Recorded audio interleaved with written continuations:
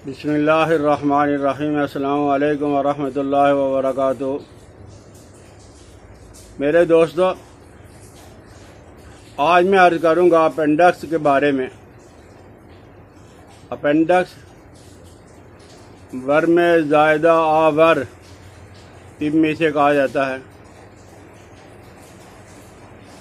ये दर्द है दाएं पेड़ों में ठहर जाता है, यानी जब वो कानी आंत के नीचे एक बारीक नाली लटकती रहती है और उस नाली में जो है सोजिश हो जाती है, वर्म हो जाता है, बरात फंस जाता है, कोई और चीज़ फंस जाती है जिसकी वजह से वहाँ दर्द हो जाता है और इससे कै भी है, मतली भी है, बुखार भी हो जाता है। जिस मरीज के बारे में यह पता है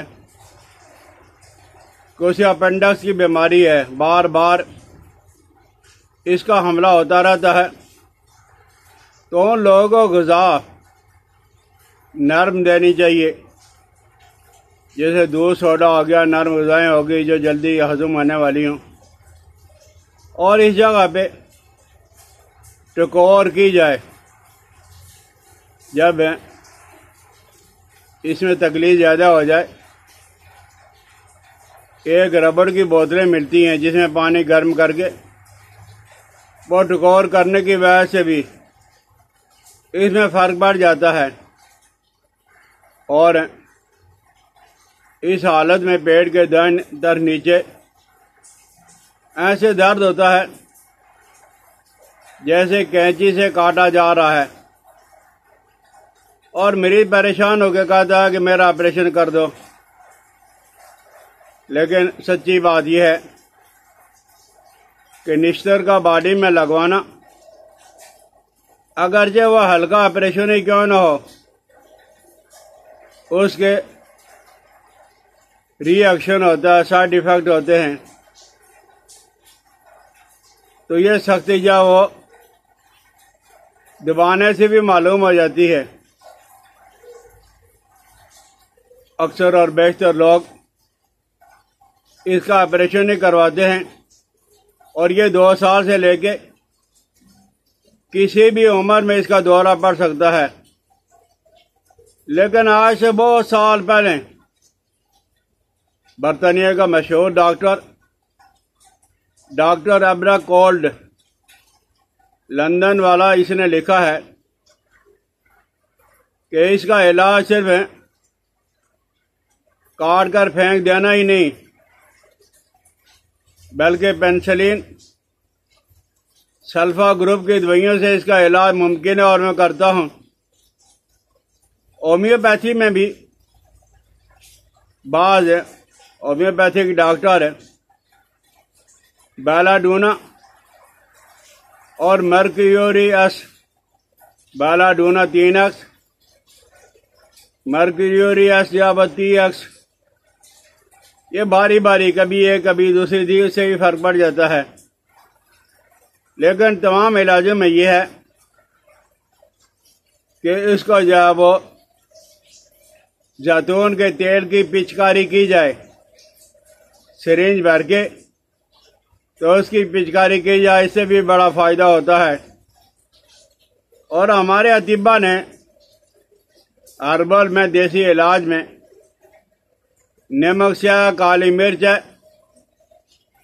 और गुले मदार, आक के फूल, ये हम वजन, फिलफिल स्याह भी हो गई, काला नमक भी हो गया, गुले मदार भी हो गया, आक के फूल भी है, बराबर वजन।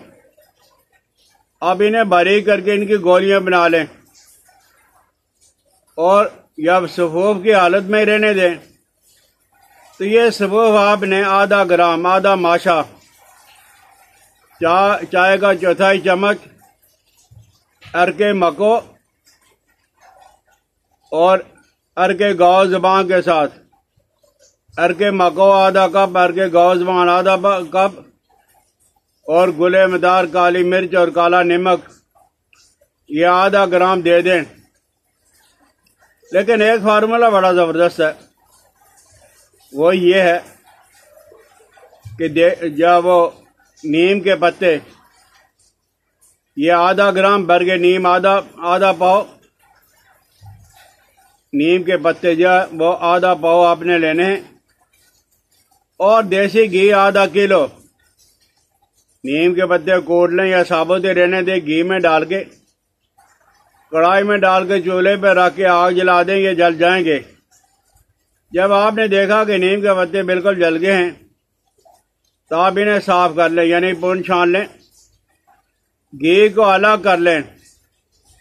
एक बड़ा चम्मच, खाने वाला चम्मच जिसे चावल खाए जाते हैं, आप सुबह खिला के ऊपर से जो मर्जी, चाय पीनी, कावा पीना, दूध पीना, पानी पीना, कुछ ना करो। अब थोड़ी देर जाओ उस मरीज को चलाएं, इंशाअल्लाह अज़ीज़ है 2-4 दिन के अंदर ही ये बीमारी ख़त्म हो जाएगी। हमारे एक दोस्त है, उनको अपेंडिक्स का मसला हो और बवासीर हो, खूनी हो, बादी हो, रीफल बवासीर हो, वो हर मरीज को यही कहते हैं कि नीम के पत्ते आधा पाव और देसी घी आधा किलो के अंदर जला के 1 चम्मच ले लिया करो, और वाकई उससे फर्क पड़ता भी है। और तिब्बे यूनानी में एक ज़बरदस्त फार्मूला है, बहुत ज़बरदस्त। डॉक्टरी में तो इसका इलाज उन्होंने जब पढ़ा ही ऑपरेशन है तो करना ही ऑपरेशन है, लेकिन तिब्बे यूनानी के अंदर एक ये है कि गोखरू आपने 4 माशा लेना है, और अरंड की जड़ का छिलका, अरंडी जिसे कहा जाता है, कस्टाल का तेल जिससे निकाला जाता है अरंडी, ये देहातियों में, शहरों में, खुदरो हर जगह पे मिलती है अल्लाह की नेमत। तो ये भी 4 माशे, और सतावर जो है आपने 8 माशे से डबल कर लेना है। तो सतावर 8 माशे, अरंडी की जड़ का छिलका 4 माशे और गोखरू 4 माशे, सबको कपड़े के अंदर बांध के, यानी कपड़े की पोटली बना के, दूध के बर्तन और उस दूध में पानी भी डाला हो, आप पकाएं। जब देखें पानी जल के जब दूध रह गया है, पानी खत्म हो गया, सिर्फ बाकी दूध रह गया, तो इस पोटली को निचोड़ लो, हाथों से दबा के इसका जब रस निकाल लो, और इस दूध के अंदर आपने रोगन बादाम 4 माशे चाय वाला चम्मच डाल के सुबह शाम इस्तेमाल करें। इंशाअल्लाह अज़ीज़ है बहुत ज़बरदस्त ये फार्मूला नुस्खा आपके हाथ आ गया, बड़ा मार्केगा। यानी यूँ कह लीजिए कि ये पैगाम शफा है। तो अगर किसी को अपेंडिक्स की तकलीफ है तो ऑपरेशन करवाने से पहले कभी इन देसी अद्वियात को भी इस्तेमाल करके देख लो। और इसी तरह मगज़ अमलतास, ये अमलतास आपने देखा होगा, लंबी लंबी जब वो फलियां होती हैं उसके अंदर जब उसका मगज़ होता है, तो मगज़ अमलतास आपने 4 तोला लेके दूध के अंदर उबाल के इसको पुन छान के और 6 माशा रोगन बादाम डाल के, मीठा के लिए आप शहद डाल सकते हो, शक्कर डाल सकते हो, चीनी डाल सकते हो। तो आप सुबह शाम ये जो इस्तेमाल करवाएं, 4 माशा मगज़ अमलतास और 6 माशे रोगन बादाम, अमलतास को दूध और पानी के अंदर उबाल के और उसे पुन छान के आपने रोगन बादाम डालना है। इंशाअल्लाह अज़ीज़ जो मायूस मरीज हैं उनके लिए पैगाम शफा है। अल्लाह जल्ला जलालहू व अम्मान वालो आपको और मुझको बीमारियों से महफूज रखे, अल्लाह सेहत अता फरमाए। हकीम इलियास अब्दाली को अपनी दुआ में याद रखना। अस्सलामु अलैकुम व रहमतुल्लाहि व बरकातुहू।